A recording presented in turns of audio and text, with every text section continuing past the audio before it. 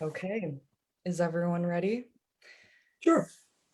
Cool. do We it. are streaming live to Facebook officially, so we'll get started. Hi, everyone, and welcome to the 7th edition of the series, which is sponsored by Verizon. We took some time off from it in preparation for the World Championship in January, but we are kicking things back off again with two phenomenal guests. So I'm very excited to be introducing them today.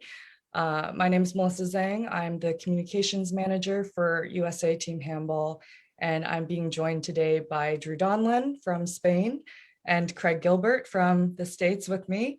I'm going to give each of you some time to introduce yourselves, but I wanted to just give a quick bio of each of your accomplishments in case you two don't fully go into how awesome you are. So starting with Drew Donland, he grew up in Minnesota, started his handball career when he was attending the US Air Force Academy and was actually trying out for the football team there when someone encouraged him to transfer his athletic skills to the sport of handball instead, which he ended up doing. He graduated in 2015 and continued to train as one of the few members of both our national teams for the handball team and beach handball. So that's pretty exciting about Drew. He was selected for the Air Force World Class Athlete Program in 2018, which allowed him to train full-time for handball. And he is currently, as I said, living in Spain, playing for Ademar León, which is a club in the top league in Spain. And final thing about Drew, he was named the US Air Force Male Athlete of the Year in 2019. So I had to plug that as well. Drew, thanks for being with us today. Yeah, thanks for having me. Awesome. And then next we have Craig Gilbert, who is one of our Olympians. Craig is from Buffalo, New York. He played football and basketball at West Point, the US Military Academy, and 1 year injured his shoulder, so he couldn't play spring football. So his friend was on the handball team at the time and encouraged Craig to try out the sport. Craig ended up playing in 2 national championships, made the junior national team, and then eventually the men's national team. He went on to compete in the 1984 Olympics in LA, and he also served in South Korea and Afghanistan in the Army and is a lieutenant colonel. Craig is also the chapter president for the New York, New Jersey, and Connecticut chapter of USOPA, the US Olympians and Paralympians Association. He is also on the board for the Olympians for Olympians Relief Fund with fellow team handball players Jim Rogers and Cindy Stinger. And then professionally, he is now retired after 14 years with JP Morgan Chase and is currently a contractor in cybersecurity for USAA. So Craig, thank you for being with us today as well. So Melissa, thank you. It's an honor to be here. It's an honor to be here with Drew as well. One of the things you missed on my agenda is I did work for Verizon for 13 years. That was my first job after getting off active duty. It was an awesome experience. I learned a tremendous amount, and I can't thank Verizon enough for that opportunity after I graduated, as well as for supporting team handball going forward. So I really like to appreciate Verizon and you and all the work that you've been doing. Thank you so much. I appreciate that. And I did not know that about you. So that is very cool of a tie-in with Verizon. Like you said, we're really excited they're supporting us. So now I'm going to just stop talking and let each of you share your backgrounds and stories and your journeys in handball. Drew, I'd love to start with you. Maybe you can just give us a couple minutes of how you decided to join the Air Force, how you discovered handball there, who helped you along the way, etc. Sure. Like you said, I grew up in Minnesota, and I am the oldest of 4 siblings. And so the service academy seemed like a great idea for me at the time, my junior year. I got to go to West Point actually for a camp to basically spend a week there to see what day in the life of a cadet is like, and really had a great experience and ended up applying to all the academies, and ended up going to the Air Force Academy. And your story was kind of generous of how I ended up on team handball, but I actually got cut from the football team at the walk-on tryout. But as many people know, the sports are a huge part of academy life at all the academies. And so I went down, or I saw the list and saw handball, and I thought maybe that was the sport I'd played in middle school gym class, and sure enough it was. But so I went down the first night and really felt, I mean, it sounds cliche, but I really did fall in love with it the first night. And Coach Mike Kavanaugh was my coach there and really took me under his wing when I got there, and gave me opportunities to play with the first team pretty much right away, which was awesome. And I think Craig has a similar story, and he'll get to it, I'm sure, but I had the opportunity to play with the junior national team while I was a cadet. And I ended up playing with Abu Fafana and Alex Bindris, who are now members of the national team as well. And we went down to Mexico City, and I didn't play that great, but it was an awesome experience, and it really fueled my motivation to keep playing and keep going. And I was a benefit of being a late bloomer, and I grew about 4 inches and 50 pounds at the academy. And so by the time I graduated, I was about 6'7" and 230 pounds. And so I got lucky with my assignments and ended up at Los Angeles Air Force Base for my first assignment. And the timing worked out perfectly. It was the same summer of 2015 when the U.S. men's beach program started. And I was talking to Mike Hinson, who's our coach now, who was starting the program. And we were chatting the month before I moved out there about, starting the program and where we were going to have it. He said he was deciding between Santa Monica and Hermosa Beach. And I told him I'd just signed an apartment lease in Hermosa Beach, so that'd be my vote. And sure enough, we ended up training there and starting the team there. And so it was a really neat opportunity to be kind of a part of the program from the inception. And that's been a huge part of my handball story too, is being a part of the beach program and yeah, just being a part of that team and getting some cool opportunities in the World Championships in 2018, 2019 at the World Beach Games in 2016, as well as training for indoor with the LA club while I was there. And as you mentioned, I started the World Class Athlete program with the Air Force, which super grateful for, because without that opportunity, I probably wouldn't still be playing indoor handball, honestly, at least at the level that I'm at now. The opportunity to go overseas and play full time.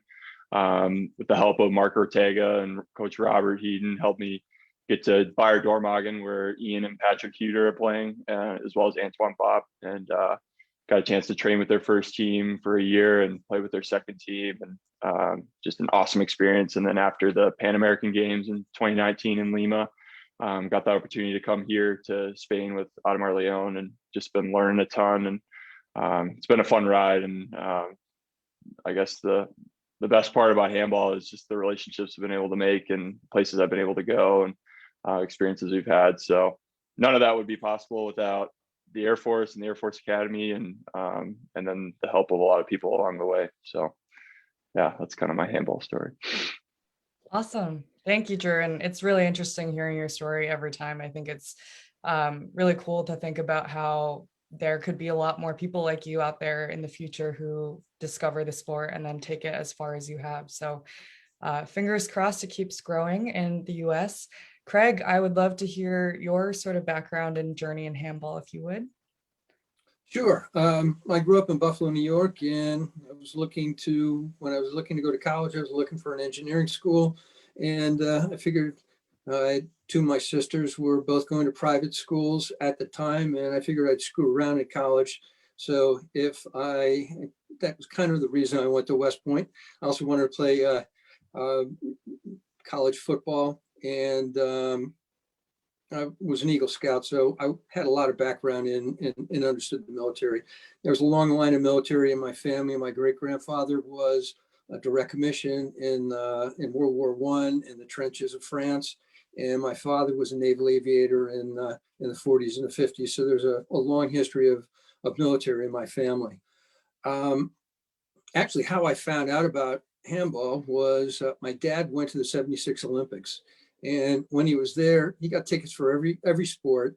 And he called me up and said, Craig, you're going to love this sport called team handball. You got these 6'7" Russians that just go around and smack everybody. And it's a great sport. So that was 1976. 1976 was also the year that Jim Thome, who I think is going to be on the call today, who was the coach founded West Point Team Handball team. That's been probably between Air Force and West Point, has won more national collegiate championships than any other combined. And I think, West Point probably had 90% of those. That first year, if I remember correctly, I wasn't on the team. They won the national championships. I was playing both football and basketball my freshman year and continued playing football. But one of the other guys that was on the JV basketball team with me and also football was playing handball, close friend.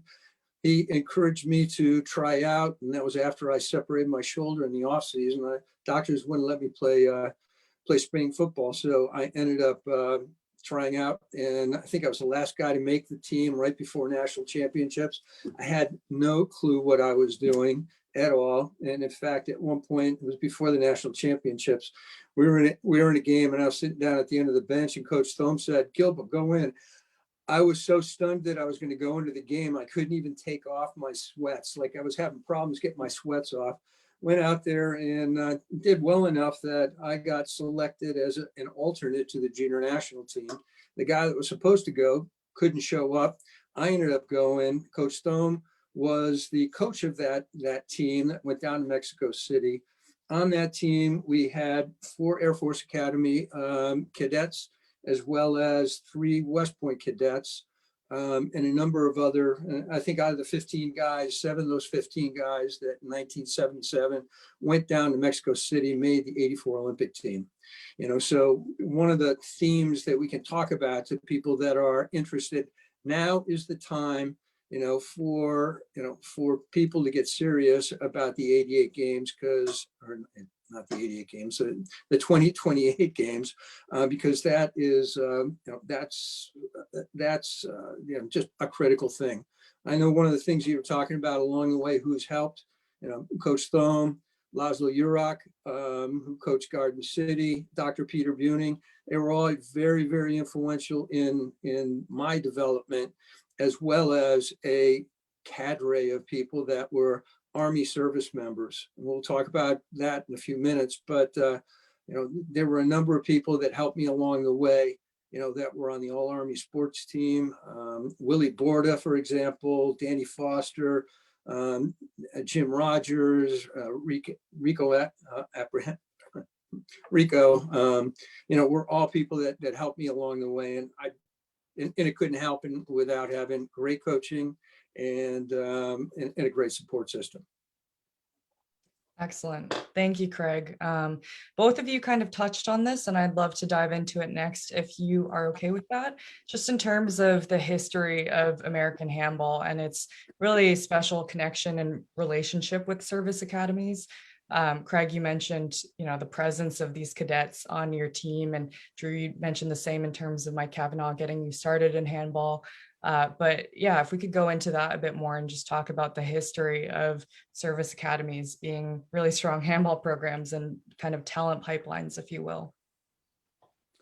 So I think I'll start with that, Melissa. And I think it all started back in the late 60s when Dr. Peter Buning connected up with General Westmoreland. And the 1972 team was the first time in Munich there was an Olympics there, and General Westmoreland was the NATO commander at that time. And there was a good connection. It was also during the Vietnam War. There were a lot of guys that couldn't make the Army basketball team, so they were probably headed to Vietnam. And there were, I don't know what the number was, but like 10 of the 15 guys were all military that were on that 72 Olympic team. So I think that is part of one area that happened, but at least for West Point, Jim Thome, who learned handball in the Army, he was at Ohio State. He started a program at Ohio State when he was going to graduate school. He came to West Point, I think it was in 1976. 1976 was also the year that that West Point was the site for the pre-Olympic, getting all your equipment, all that kind of stuff. And I'm sure that helped a little bit as well. But, after that, I think the first year West Point won and Air Force won the National Collegiate Championships the next couple of years. And it's just been a long connection. My first coach, national team coach, was Mike Kavanaugh, who Drew mentioned was his coach at the Air Force Academy. So there's been a long history. Drew? Yeah, and I can probably pick it up right about from there. I reached out to Coach Cav this week, as well as Bob Djokovic, who was a teammate of yours on the '84 team. Well, says hello. But so I guess Bob Djokovic and Tom Schneeberger were basketball players at the Air Force Academy in the late '70s, and in '77, the year after the Olympics, they took a team to the national championships, and I guess did very well. And they were still on the basketball team. And a cool part of that story too was Coach Popovich was on the staff at the time and let them go do this, and so they ended up they kept playing the next couple of years, and that's kind of how the program started at the Air Force Academy. They started a club after that, and then Coach Cav took over in the '90s, and then he's been there over 20 years now, and helping out there. And we've had 4 Olympians from the Air Force Academy, as well as a lot of other Pan American game players. And I think, kind of getting at what Craig was saying too, the service academies support sports so much, and so that's a huge part of our culture in the military is sports. And so when there's opportunities to play sports while wearing Team USA, usually there's a huge support for that from the military. And actually the Air Force World Class Athlete program that I'm currently in, as well as the Army has a similar program, was started by a handball player. And so in the '96 Olympics in Atlanta, it started, and he was going and playing and training at the same time. And they finally created a program for him and a couple other athletes. And so that's how the program started. And so we're just trying to continue that as it goes. So, it was Dave DeGraff was the player, the name of the originator. So. Yeah, it's super interesting. And I just love the fact that, they're so supportive, like you said, Drew, of athletes wearing Team USA and really pursuing that. Craig, I wanted to ask you about some of, your training memories and your favorite, nostalgic moments from the national team. You mentioned that you were one of the first groups to be stationed at the Olympic Training Center in Colorado Springs. So if you could just tell us a bit about, your experience on the national team and sort of prepping for that '84 Olympics, that would be terrific. Sure. As I mentioned, in 1977, we'd go over to Europe, and we'd be playing essentially high school kids, and from a junior national standpoint, and we'd be getting our butts kicked. And then 7 years later, have an opportunity to go back and play some of the best teams in the world and be very competitive. Probably one of the highlights, or maybe it's a low light, was as my dad had mentioned, seeing those 6-7 Russians, going around smacking each other. In 1983, we did have an opportunity to play the Russian national team in Switzerland in a tournament. They were the defending world champions at the time, and yes, they were all 6'7" across the board, and just incredible athletes. At that point, all of the Eastern Bloc countries were the best teams in handball, by far. And part of that was just because of the way that they had the same system. So Russia, Romania, and Yugoslavia were the best teams predominantly, and they all ran the same system. So their players were interchangeable. Even in the club systems, they had to do the same thing.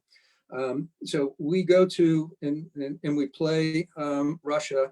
It just happens to be the day after, and most of the guys that were on that Russian team were like on the Russian Red Army. They were all in the military, and they're all professional. So we play Russia the day after the US invades Grenada. So it was kind of like war.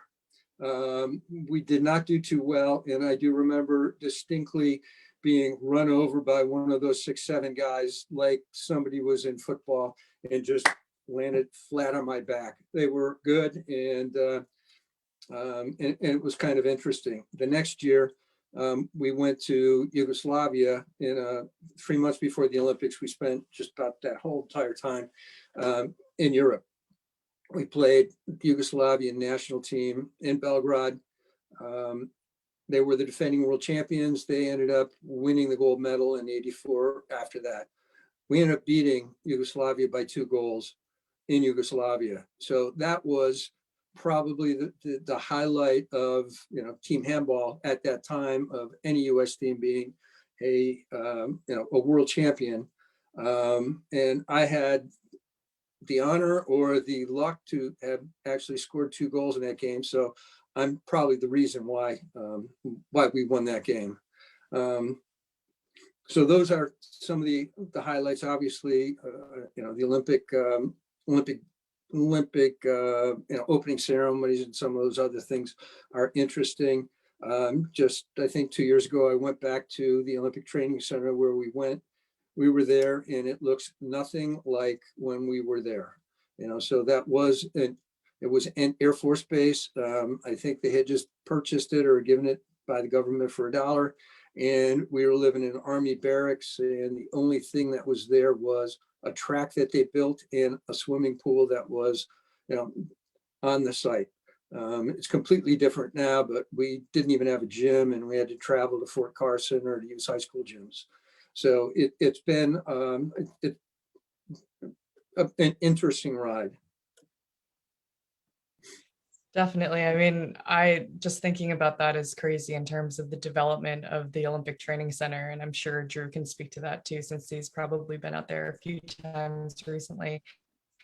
Yeah, I mean, Drew, I'd love to turn it over to you and talk about your favorite memories on the national team. I think between beach and handball, you've had just such a wealth of experience, and perhaps, no other American can have that sort of range. So we can talk about that, and then also maybe some of your hopes and goals for your handball career moving forward as well. Sure. Yeah, I'd say on the beach side was probably our 2 experiences at the World Championships in 2016, when we were kind of this brand new team. We qualified by winning the Pan American Games, kind of as a surprise to a lot of people, including a lot of ourselves. And we went on to Budapest for the World Championships, and there was 0 expectations for us, and we ended up coming out and beating Ukraine in the first game. So that was a great memory for me. The tournament ended up not finishing great for us, but that was a great start to kind of our beach handball story in the US, at least. And then in 2018, we went to Russia. We opened the tournament against Russia right after the opening ceremony, and it was a really tight game that we ended up losing by 1 and shoot in penalty shots. But that tournament was a great experience as well, and just continuing to build up. And then winning the Norca in 2019 to qualify for the World Beach Games was probably my favorite memory of late. Winning the tournament and playing well as a team, and just like I said, continuing to build. And but I think on the indoor side, I would say the Pan Am Games in Lima in 2019 were an amazing experience. Getting to live in the athlete village, and the opening ceremonies, and beating Cuba in pool play, I think, was probably my best memory on the indoor side. We were stacked in a pretty tough group with Argentina, Cuba, and Chile. Not a lot of expectations for us to do well, other than inside our own locker room. And we ended up beating Cuba, which I guess I've been told hasn't been done in close to 3 decades. So that was great, and just continue to build. And I think under Coach Eaton's leadership, that was a big step for us to continue to grow. As Craig mentioned, 2028 is not that far away, and I think we're heading in the right direction as a program, but still have a lot to do. And you mentioned one of my goals, and I think for the program as a whole, especially now getting this awesome experience in Europe, playing in Spanish League as well as the HF League, is just getting more Americans over here, because I've been fortunate to have a great handball experiences, a ton of opportunities and open doors stateside. But I think for us to really grow as a national team, at least, is got more guys over in Europe. And I think it's possible. It's very possible, because we definitely have the athletes to do so. It's just opening the right doors and getting guys over there with the right opportunity. I realize I'm fortunate with the sport of the Air Force and things like that to get over there. But I think there's definitely opportunities for that to happen for more guys to come. And personally, my goal is on both sides for beach is to win a medal here in the next 3 to 4 years. And I think we're very close to doing that.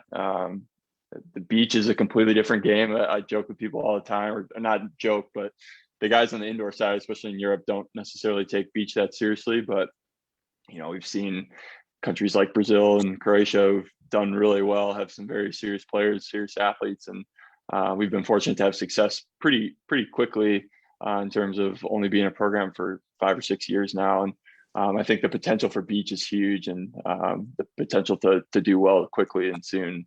And we're in the same boat with beach as indoor.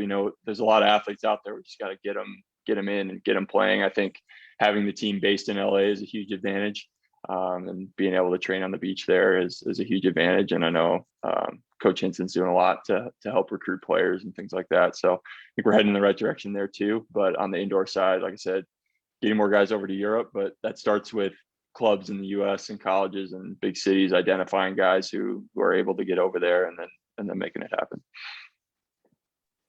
For sure. Yeah, Drew, that's actually a perfect segue into the next question, which I want to ask both of you in terms of some of the challenges that you face as a handball player in America. And obviously both of you came from more mainstream sports like football and basketball. And then, we're forced to sort of relearn a new sport. So Craig, I'd love to hear from you first in terms of the challenges that you faced in that transition. And as you were a national team athlete, maybe also talk about some of the different styles of handball around the world that you encountered when you were doing your training. And then, maybe in terms of how we could address some of those challenges or just improve on different levels of the sport here in the US. Well, I think from a transition standpoint, I had some great coaching. So with that coaching, it really enabled me to make a transition that was relatively easy. The way I played was very physical, so you didn't have to teach that part of it. But there's a lot of other technique and other areas. Suggestions that I give to others that are playing handball is, you just need to be talking to, the other people that have played it, what they're doing. I spent a lot of time with goalies, and,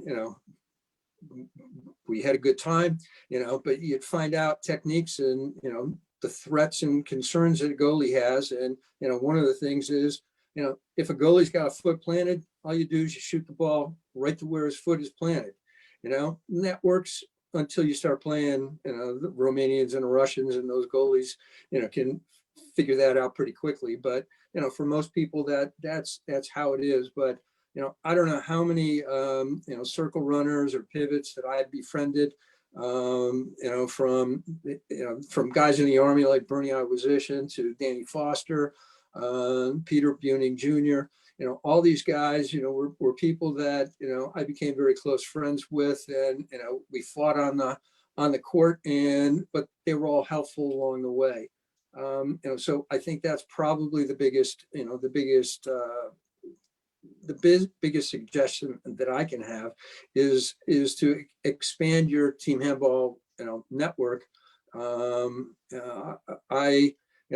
of the best coaches I had was Laszlo Urach also, and I competed against him. And at the end of my career, I started playing, for what was Garden City at Delphi, and it's now the New York Athletic Club. So it's those types of relationships that and the sport you can have from the people out there. So we've got a tremendous cadre of people that are out there, from like the Dennis Burkholz. It's helped that helped me. It was one of the first guys in that first junior national team, because we were training down in Atlanta first, and he's been there all along the way. Was heavily involved in beach team handball. Jim Thome, for example, has been heavily involved in the federation for many years. So connect with those people. I think that's probably the biggest thing that you can do. Yeah, that's a great answer, Craig. I really like that. Drew, if you wanted to also talk about some of the challenges maybe that you faced, and then hopefully some areas of growth that you would like to see for the sport in the US. Sure. I think everyone who's in the handball community or has been a part of it understands the challenge of having to explain the sport. I think that's one of the biggest ones is, in terms of recruiting and things like that. It's easy for rugby or, soccer, basketball, whatever, people grow up knowing these sports, but for the people that don't know it, it's difficult to explain sometimes.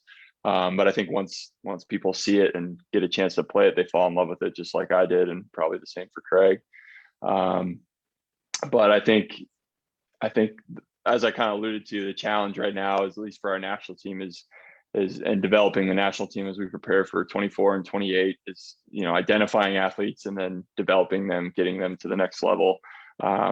And I think that a huge part of that is and then once they are identified, I think as a player, the biggest part that I've learned, especially in the last couple of years, is just being coachable, because I thought I knew a lot before I came to Europe, and I quickly realized I didn't, and I still don't. I'm still drinking from a fire hose every day here.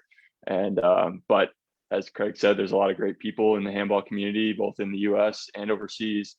And I think being American has been an advantage for me in that sense, because a lot of Europeans want to help the US become good at handball because they see it as an exciting challenge. I mean, Robert Heaton is an example of that. Coach Robert wanted to help, USA handball, and he's doing that now. And so being coachable and listening and learning, and I've got notebooks full of notes from stuff I've learned at practices and games and things like that from coaches here in Europe. And YouTube's a huge advantage too.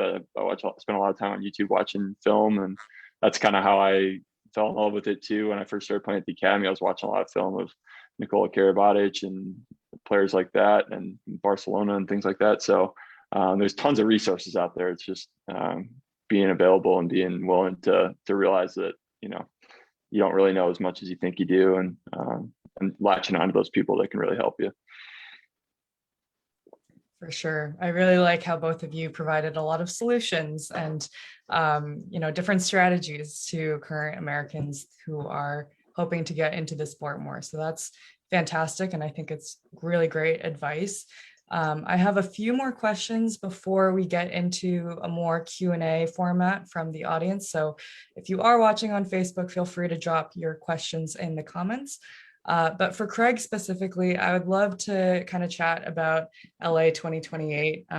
We'd be remiss not to mention that, and how it makes you feel to, see another Olympic Games coming back to the US, and especially with your experience in the 84 Games, how it makes you feel to see LA host another Games.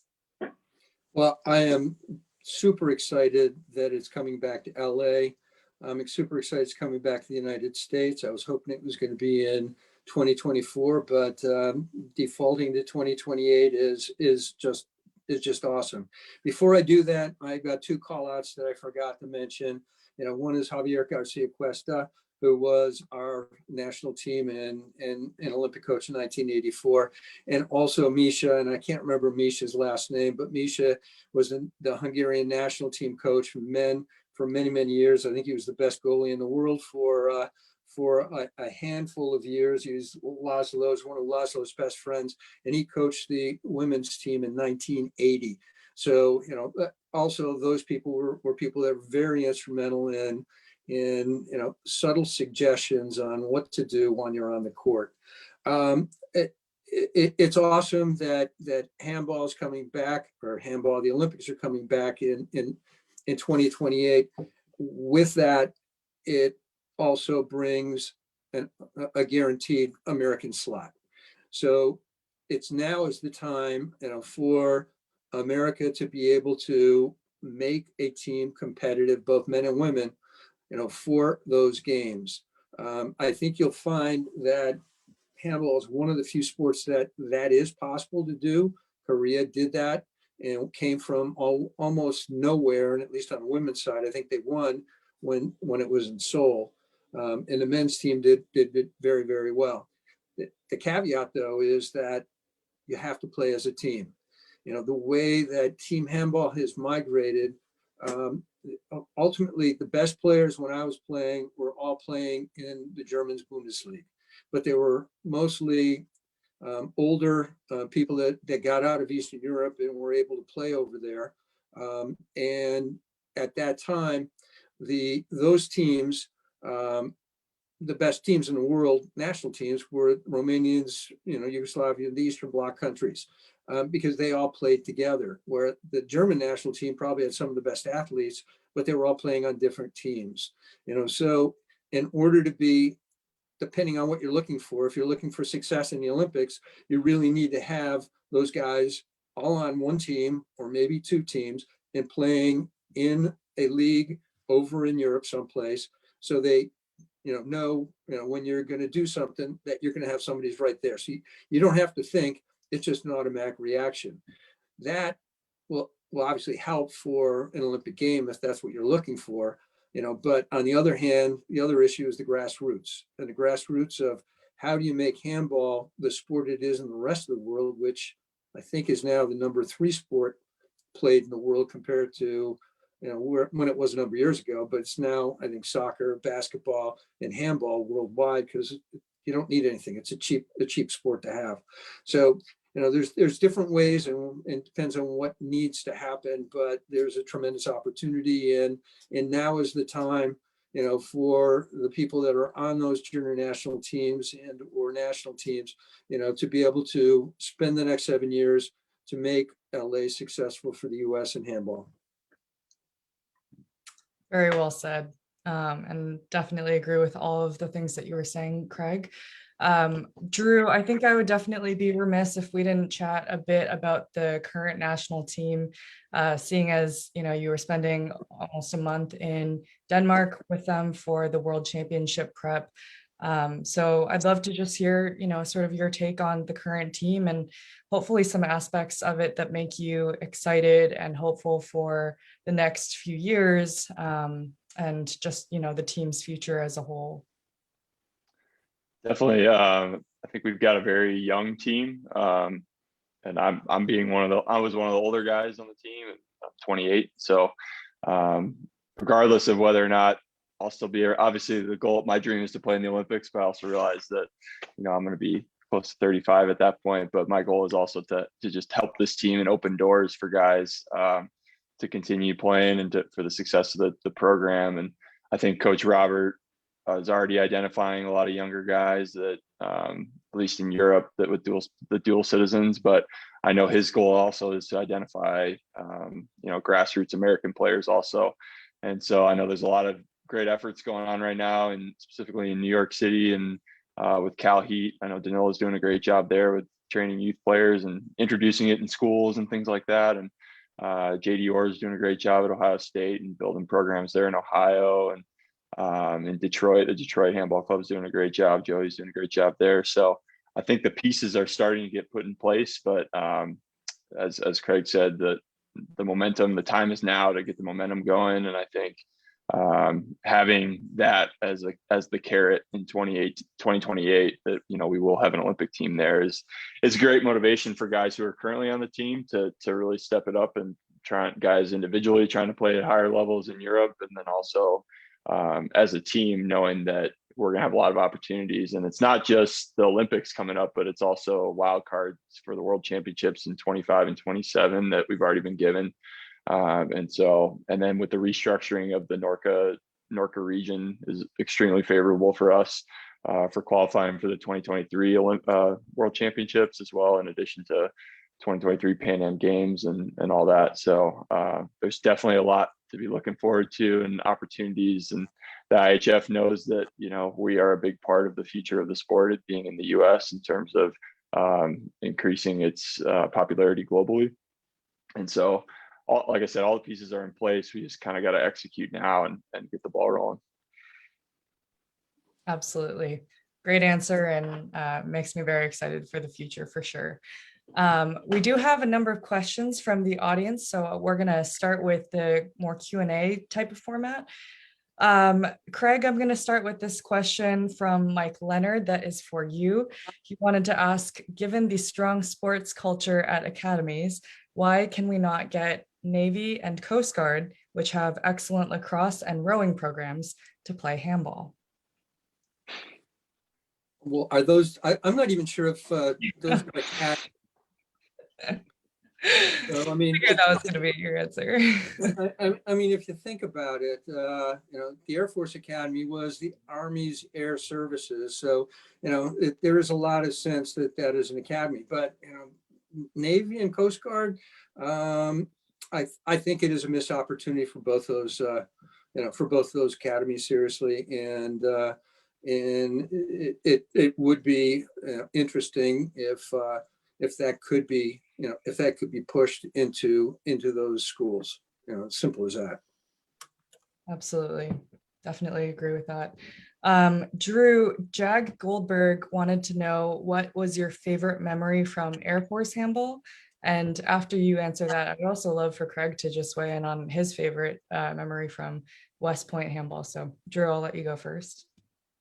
Sure. I've actually got two that stick out, but the first one is definitely when we beat West Point my junior year at the Air Force Academy. We have a really cool rivalry there where, not only do we play against West Point all the time in college nationals and tournaments, but there's a tradition where the Friday night before the Army Air Force football game, whether that's in Colorado Springs or at West Point, we always have a handball match or handball game right before. And that was always the highlight of the season, I think, for most of the guys. And because it was always, the cadets were restricted, so no one could go anywhere the night before the game. So a lot of guys would come down to the handball gym and it'd be packed house. And my junior year, we ended up winning, which I think was the only time we actually beat West Point my whole 4 years I was there. But it was just a great memory that I had. And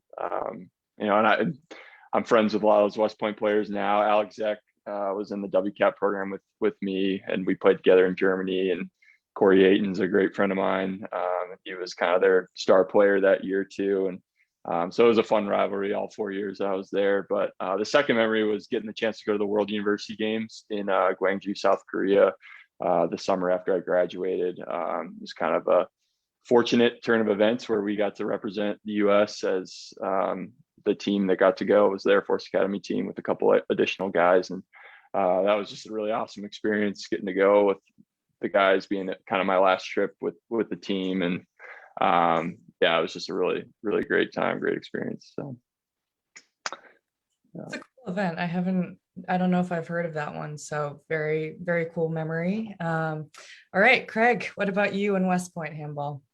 Well, I got to know a number of the Air Force handball players on the junior national team: Tom Schneeberger, Bob Djokovic, Randy Greicius, and I think it was Randy. There's another guy, I think Randy Dean or Randy Reed. I think that's what it was. So I knew all these guys, and pretty much they were all 6'7". So it goes back to the whole 6'7" Russians, and the Air Force Academy also had a lot of tall guys.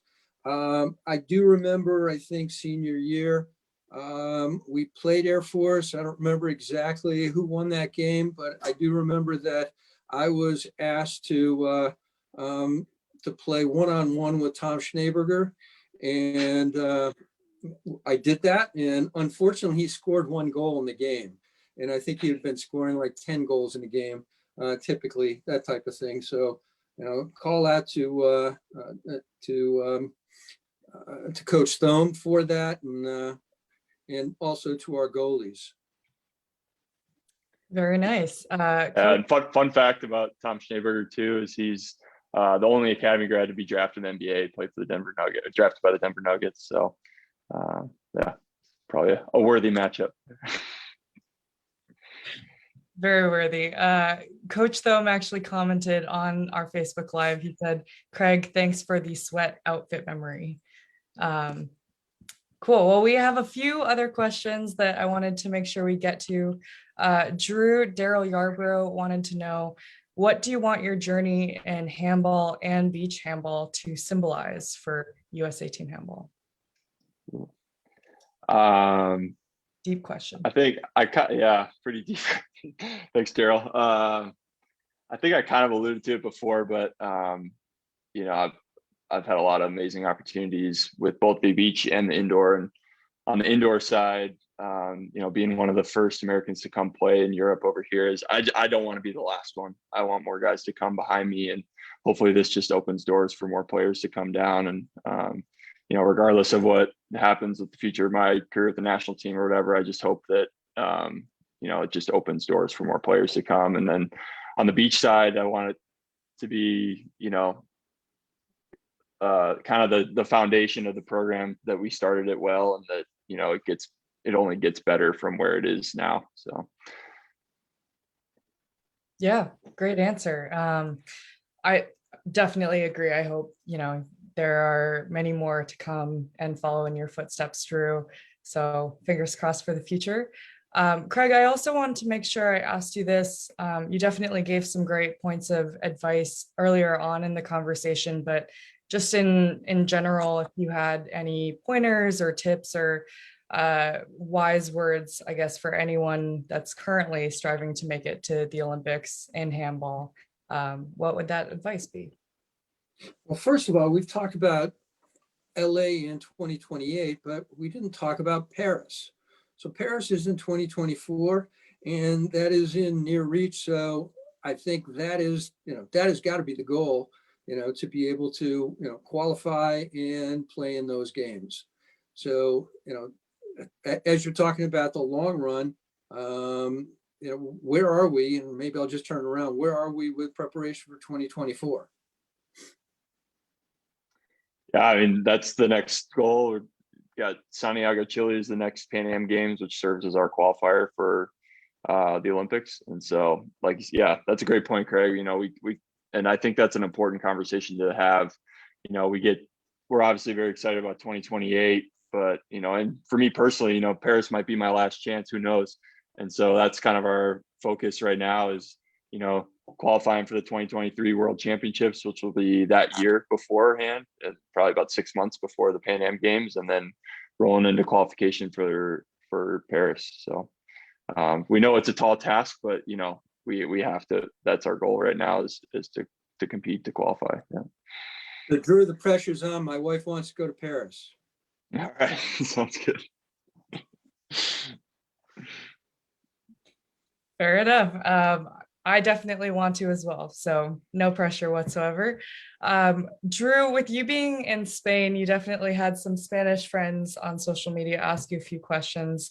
I guess, one more fun one is, do you have a favorite food in Spain? And also, what do you think of the handball in Spain? Or two of them.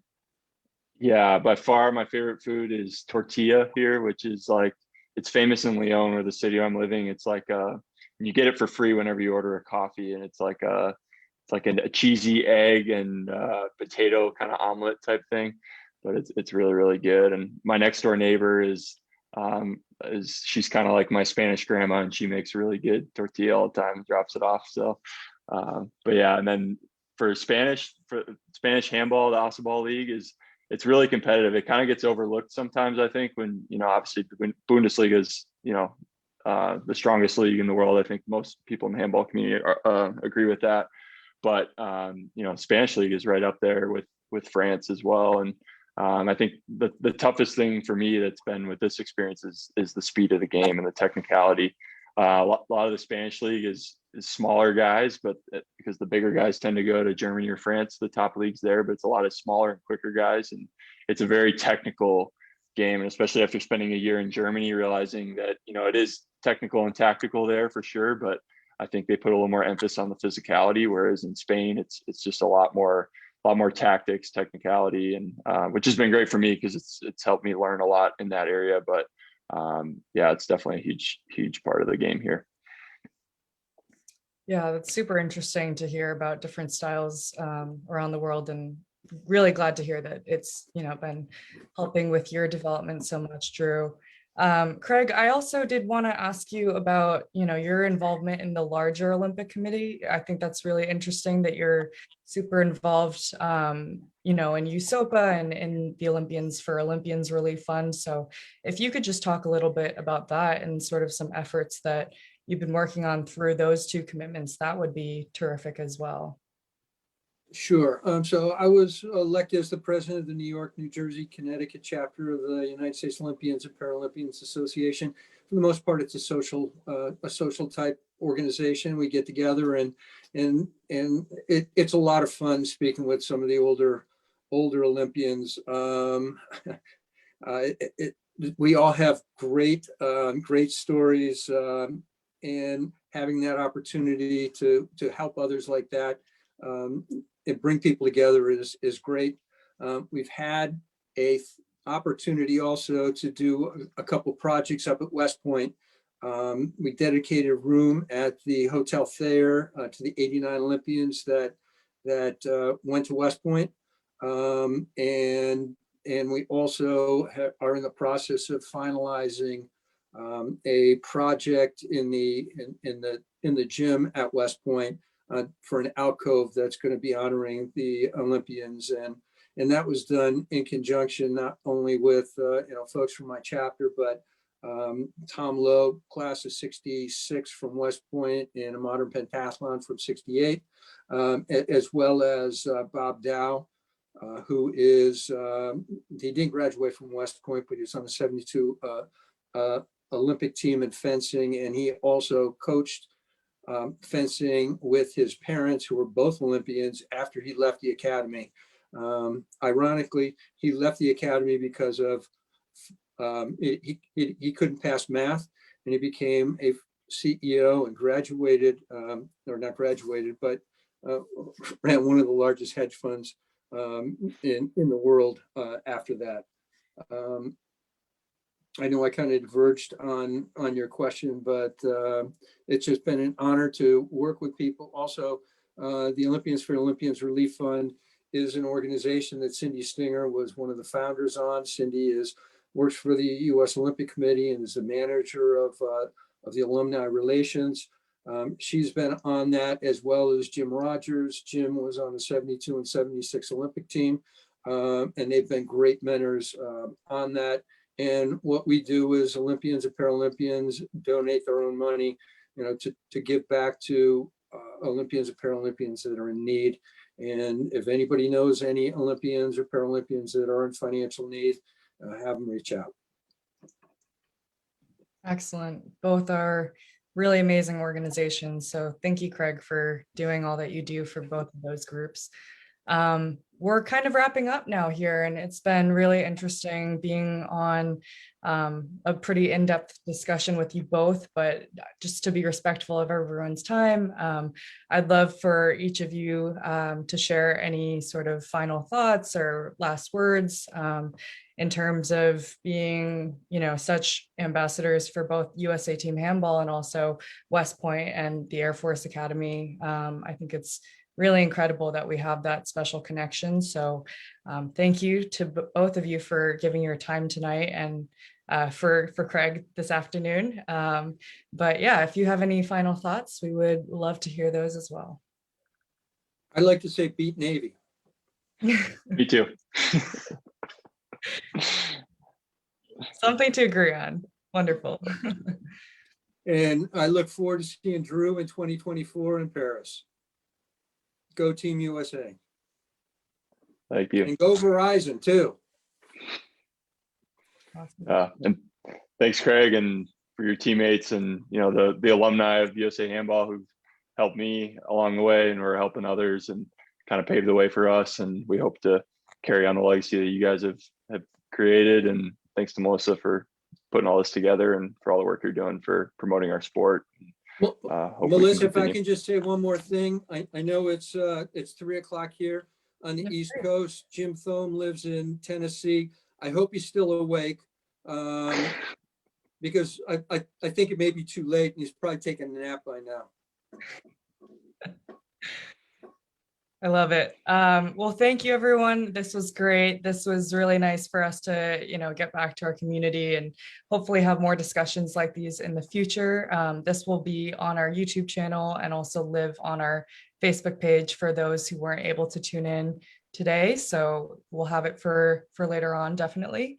But yeah, with that, I'll wrap everything up, and thank you, everyone. Hope you have a great rest of your day. We'll see you again sometime soon.